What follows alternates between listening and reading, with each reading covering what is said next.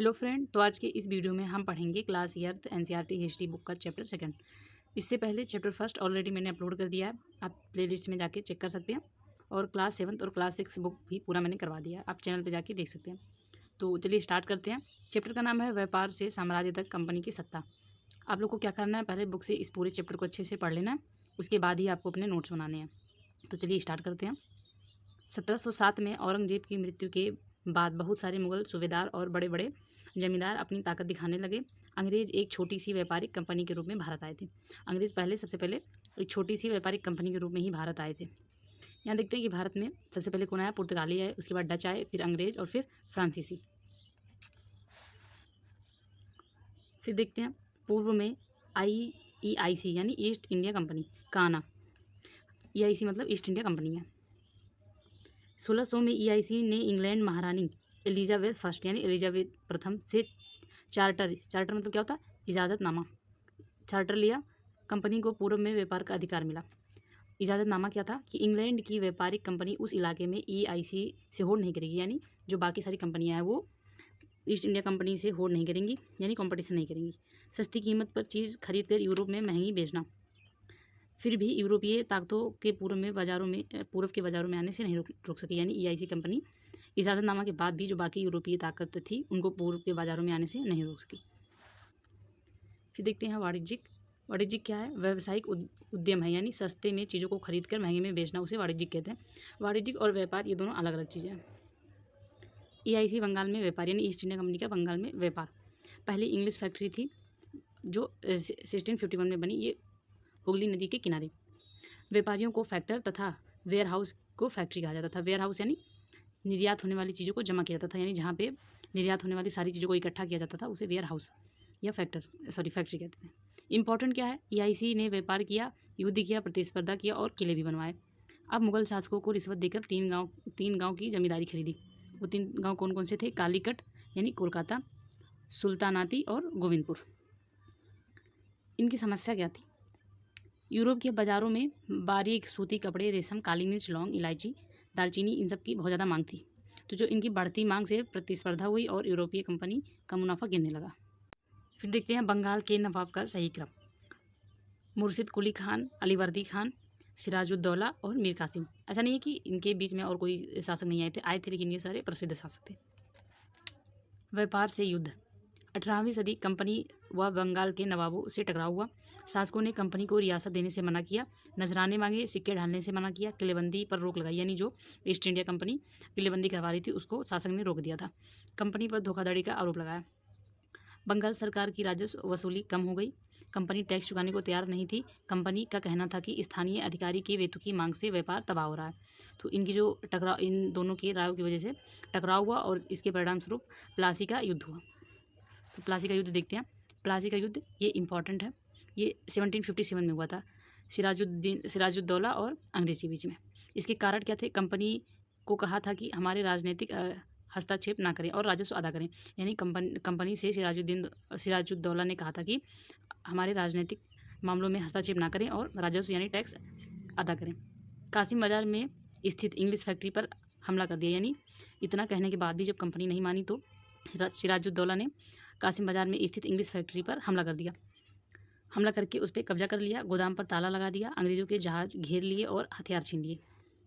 यह बात मद्रास के अफसर रॉबर्ट क्लाइव को पता लगी। फिर देखते हैं हम सिराजुद्दौला की हार का कारण उसके सेनापति मीर जाफ़र बना, यानी जब मद्रास के में अफसर रॉबर्ट क्लाइव को ये पता चली, वो वापस आया और उसने सिराजुद्दौला से युद्ध किया, जिसमें सिराजुद्दौला की हार हो गई क्योंकि उनका सेनापति मीर जाफ़र वो अंग्रेज़ों से मिल गया था, इसीलिए उसे क्लाइव का गीदड़ भी कहा जाता है, ये अंग्रेज़ों से मिल गया था। प्लासी का नाम पलासी था क्योंकि यहाँ प्लास के लाल फूल पाए जाते थे, इनसे गुलाल बनाया जाता है। ये प्लास जो है ये उत्तर प्रदेश का राष्ट्रीय फूल है, जिसे अंग्रेज बिगाड़ कर प्लासी कर दिया अंग्रेज़ों ने। प्लासी युद्ध इंपॉर्टेंट क्यों है, क्योंकि अंग्रेज़ों की भारत में ये पहली बड़ी जीत थी। इसके बाद बक्सर का युद्ध, ये देखिए प्लासी का युद्ध, बक्सर का युद्ध, ये दोनों ही इंपॉर्टेंट है। तो बक्सर का युद्ध ये 1764 में हुआ था, किसके बीच हुआ था, मीर कासिम और अंग्रेज के बीच में। प्लासी युद्ध में सिराजुद्दौला की मौत और मीर जाफ़र, इनकी मौत हुई और मीर जाफ़र नवाब बना। तो इसने कंपनी का और अंग्रेज़ों का विरोध किया तो इन्होंने क्या किया कि इसको गद्दी से यानी शासन से हटा दिया मीर जाफ़र को, और मीर कासिम यानी मीर जाफ़र का दामाद था मीर कासिम, तो ये नवाब बना। इसने भी कंपनी का विरोध किया, तो कंपनी ने या अंग्रेज़ों ने इसे बक्सर की लड़ाई में हराया तथा दोबारा मीर जाफ़र को नवाब बना दिया। आखिरकार 1765 में अंग्रेज़ों को बंगाल का दीवान बना दिया। बक्सर की लड़ाई के बाद कंपनी ने भारतीय रियासतों में रेजिडेंट तैनात किए। रेजिडेंट क्या है? कंपनी के राजनैतिक व व्यावसायिक प्रतिनिधि या कंपनी की हितों की रक्षा करना ही इनका काम था। फिर देखते हैं कंपनी के अफसर नवाब बने। बंगाल के असली नवाब को बाध्य किया कंपनी अफसरों को तोहफे के लिए और ज़मीन और पैसे देने के लिए, यानी नवाबों को ये उन पर फोर्स किया गया कि वो कंपनी अफसरों को तोहफे दे, ज़मीन दे और पैसे दें। रॉबर्ट क्लाइव ने भारत में बेहिसाब दौलत जमा की। 1769 में ये 2 बार गवर्नर बना। तो इसके पास कुल कितना दौलत था? 4,11,02 पाउंड, यानी पाउंड ये बहुत बड़ी वैल्यू थी। कंपनी में भ्रष्टाचार खत्म करने के लिए नियुक्त किया गया था किसको? रॉबर्ट क्लाइव को कंपनी में भ्रष्टाचार खत्म करने के लिए नियुक्त किया गया था, लेकिन ये खुद ही भ्रष्टाचार करने लगा था। तो 1772 में उसे ब्रिटिश संसद में अपने भ्रष्टाचार की सफाई देनी पड़ी और 1774 में आत्महत्या कर लिया। यहाँ देखते हैं मस्केट क्या है। पैदल सिपाहियों द्वारा इस्तेमाल की जाने वाली भारी बंदूक, और मैचलॉक शुरुआती दौर की बंदूक जिसमें बारूद को माचिस से चिंगारी दी जाती थी। सहायक संधि क्या है? ये इंपॉर्टेंट है, यानी वेरी इंपॉर्टेंट है, क्वेश्चन भी इससे आते हैं। सहायक संधि सब्सिडियरी अलायंस क्या है? इसके तहत रियासतें स्वतंत्र सेना नहीं रख सकती, उन्हें कंपनी की तरफ से रक्षा मिलेगी। सहायक सेना के रखरखाव के लिए राजा को कंपनी को पैसा देना होगा। रेजिडेंट का हर आदेश मानना होगा, यानी ये सहायक संधि अंग्रेजों द्वारा लाई गई थी शासकों पर अपना दबाव रखने के लिए। अगर भारतीय शासक पैसा नहीं दे पाते थे, कौन सा पैसा? यही जो सहायक सेना के लिए देना पड़ता था। अगर नहीं दे पाते हैं तो जुर्माने के तौर पर उनके इलाके पर कंपनी कब्जा कर लेगी।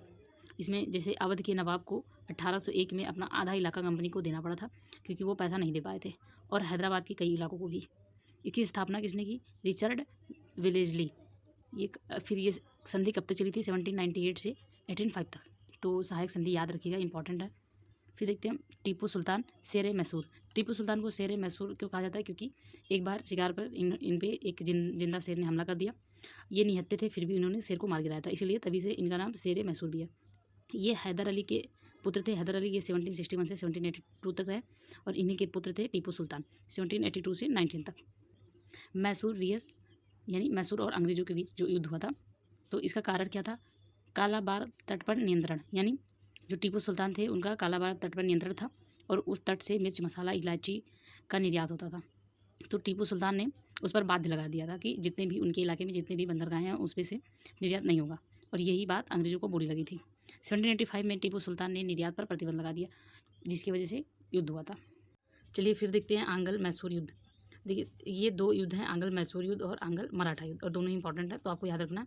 आंग्ल मैसूर युद्ध में 4 युद्ध हुए थे। एक 1767 से 69 तक, 1780 से 84 तक, 1790 से 92 तक, और आखिरी वाला हुआ था 1799 में। इसमें श्रीरंगपट्टनम संधि हुई थी मैसूर के साथ, और इसी में यानी 1799 में ही टीपू सुल्तान की मृत्यु हुई थी और सहायक संधि भी हुई थी। मैसूर का राजकाज पुराने ओडियार राजवंश को सौंप दिया गया था। आंग्ल मराठा युद्ध देखते ये 3 बार हुआ था। 1782 में सालबाई की संधि हुई थी, यानी ये युद्ध जो है वो 1775 से 82 तक चला था, लेकिन 1783 में सालबाई ने संधि कर ली थी, तभी ये युद्ध खत्म हुआ था। फिर 1803 से 1805 में उड़ीसा, आगरा, यमुना के उत्तर में अंग्रेजों का कब्जा हो गया। फिर 1817 से 19 मराठों को पुणे से हटाकर कानपुर में विठूर में पेंशन पर भेज दिया। सर्वोच्चता का दावा, इसको किसने शुरू किया था? लॉर्ड हेस्टिंग्स 1813 से 1823 तक।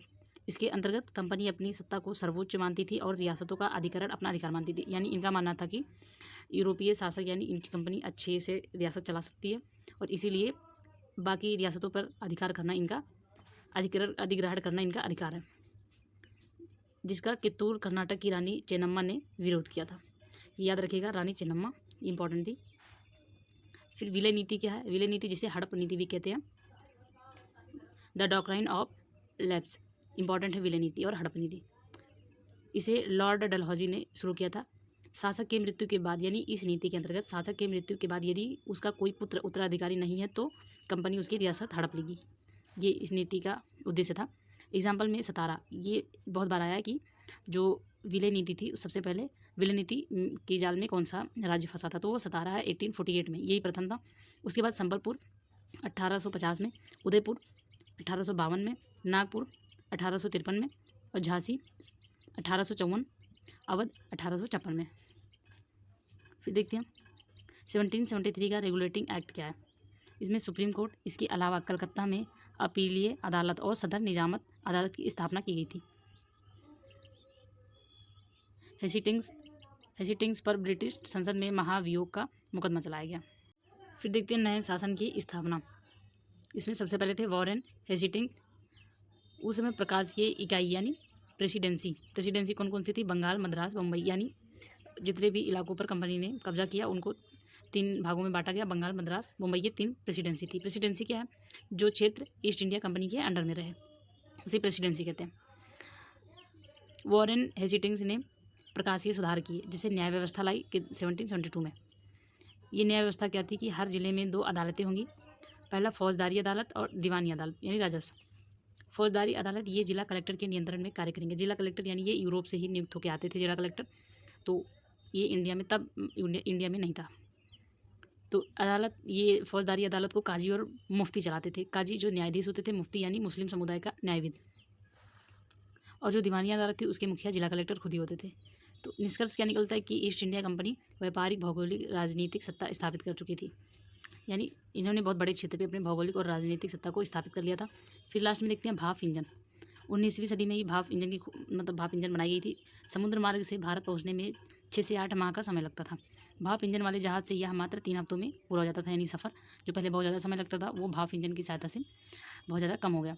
फिर 1857 में भारतीय उपमहाद्वीप का 63% भूभाग और 78% आबादी पर कंपनी का सीधा शासन हो गया। यानी भारत का बहुत बड़ा हिस्सा और बहुत बड़ी जनसंख्या पर कंपनी का अधिकार हो गया, इन्होंने कब्जा कर लिया।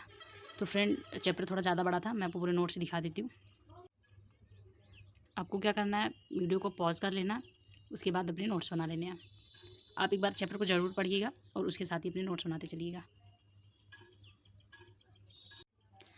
फ्रेंड्स, अगर आपको नोट्स के PDF चाहिए तो आप कमेंट में मुझे बता दीजिए। अगर आपको चाहिए तो मैं डिस्क्रिप्शन में PDF का लिंक डाल दूँगी।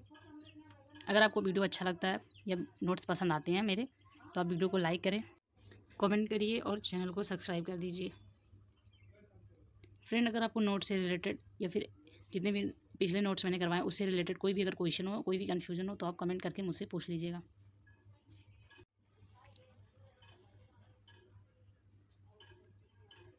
वीडियो लंबा है थोड़ा, इसीलिए मैं इसको फास्ट कर देती हूँ।